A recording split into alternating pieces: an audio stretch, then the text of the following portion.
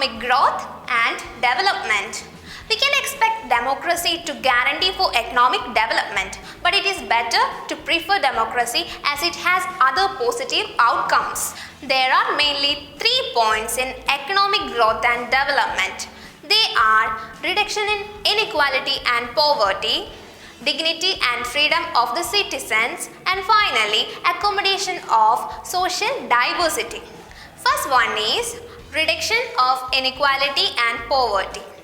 The income of the poor have been declining and they find it very difficult to meet their basic needs of life such as food, clothing, house, education and health. In actual life, democracies do not appear to be very successful in reducing economic inequalities. Next point is dignity and freedom of citizens. Democracy stands much superior to any other forms of government in promoting dignity and freedom of the individuals. Finally, accommodation of social diversity. It will be fair expectation that democracy should produce a harmonious social life. Democracies usually develop a procedure to conduct their competition. Next is community development programs.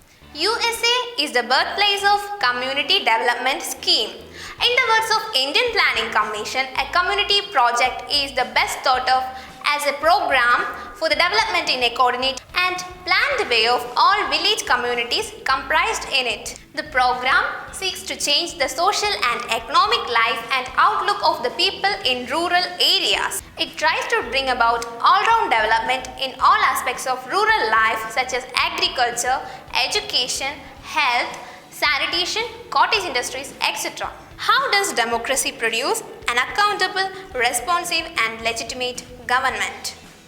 Democracy is government of the people, for the people and by the people. Democracy produces an accountable government because the citizens of the country elect their representatives. In a democracy, people elect their rulers. These rulers rule the country according to the wishes of the people. If the representatives do not take care of the aspiration of the people, they can win the election next time. So democracy produces a responsive government. Democratic government is legitimate in the sense that it is elected by the people through the principles of universal adult franchise for a fixed period. Now we are going to the last topic of this chapter. How has corruption become a serious problem for Indian democracy? Democracies often frustrate the needs of people and ignore demands of a majority of its population. It is an accepted fact that leaders use money to win votes and capitalists are supporting them. Nowadays, we find that richer people are getting into politics just to support parties and get their now say in the parliament. The native tales of corruption are enough to convince us that democracy is not free from this evil. Now, many leaders are involved in scams will become a daily news in the newspaper. These leaders are mostly involved in corruption charges. Okay friends, it's time to say bye. Thank you for watching this video.